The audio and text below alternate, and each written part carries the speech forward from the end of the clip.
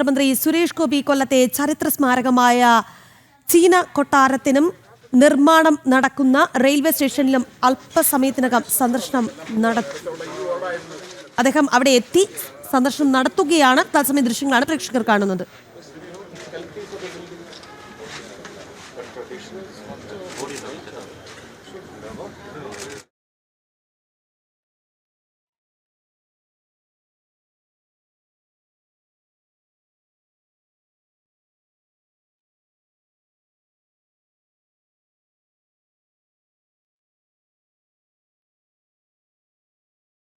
മനോജ് ചേരുകയാണ്. മനോജ്, കേന്ദ്രമന്ത്രിയുടെ സന്ദർശനം പറയൂ വിവരങ്ങൾ.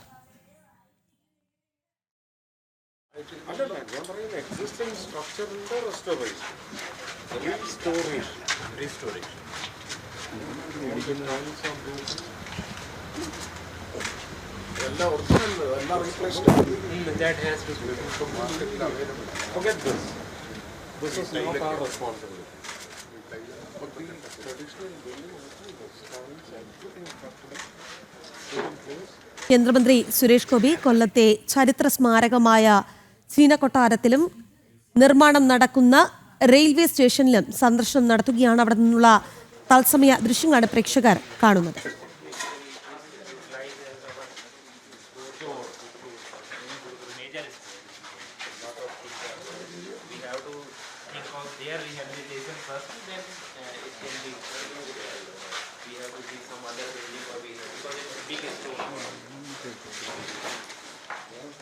This is not the main building. This is the main building. Is this the original height of the building? No, it is cover area, sir. It is not same height. Same height. Actually, we have one room.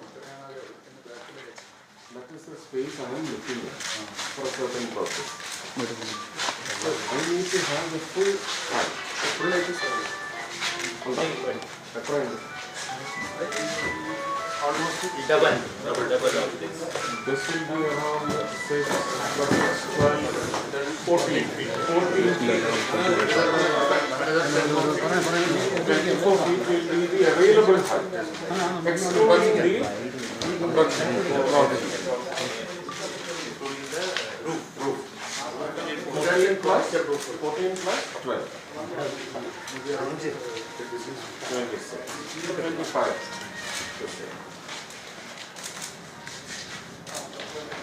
ഇതുപോലത്തെ എത്ര space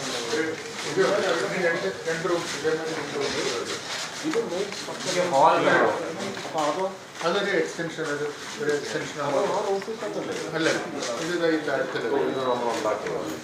അല്ല നമ്മളുണ്ടാക്കിയല്ല sir ഇത് അതിനുള്ളതാണ്. അതുകൊണ്ട് ബാക്കിലോട്ട്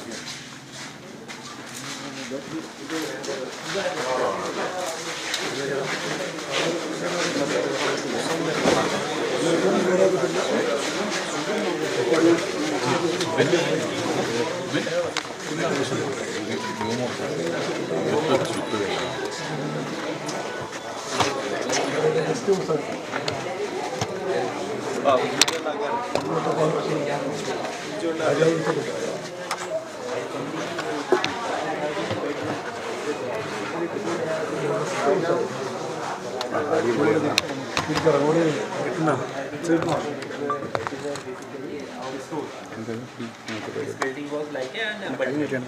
But it is totally dilapidated and the water will come inside. So how do you store all these things here?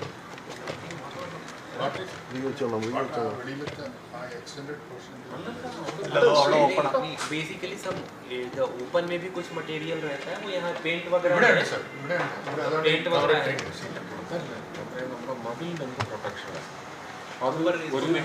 ഒരു archaeological artefact mobile മാറ്റുള്ള കാണാൻ വേണ്ട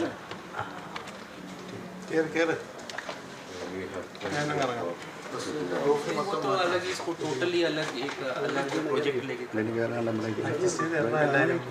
അല്ലെ കോപ്പി ഇടാം ലൈവ് ഇല്ലാത്തൊരു കോപ്പി ഇടാം. then we should not then if it is a declared an heritage building then it has to be and then now what is the total age? ഞാനിവിടെ തന്നെ ഇല്ലേ? More than 100 years. കയറാം British built അല്ല. ഇത് പണ്ട് രാജാവിന്റെ hospitalise ആയിരുന്നു. നമുക്ക് ഈ കൊല്ലം റെയിൽവേ ട്രാക്ക് ഉണ്ടായിരുന്നു. പോരെ Or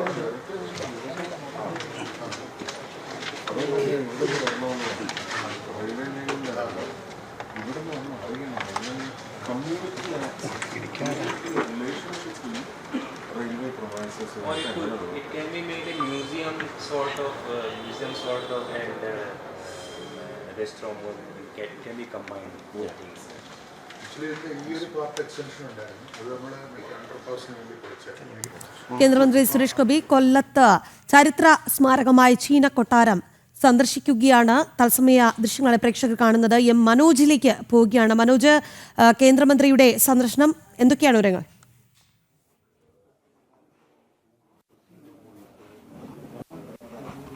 രാഖി, അല്പസമയം മുമ്പാണ് കേന്ദ്രമന്ത്രി സുരേഷ് ഗോപി ഇങ്ങോട്ടേക്ക് എത്തിച്ചേർന്നത്. കൊല്ലത്തെ ഒരു ചരിത്ര സ്മാരകമായിട്ടുള്ള ചീന കൊട്ടാരത്തിലാണ് ഇപ്പോൾ അദ്ദേഹം നിൽക്കുന്നത്. ഇത് റെയിൽവേയുടെ പരിധിയിലാണ് ഈ സ്ഥലം വരുന്നത്.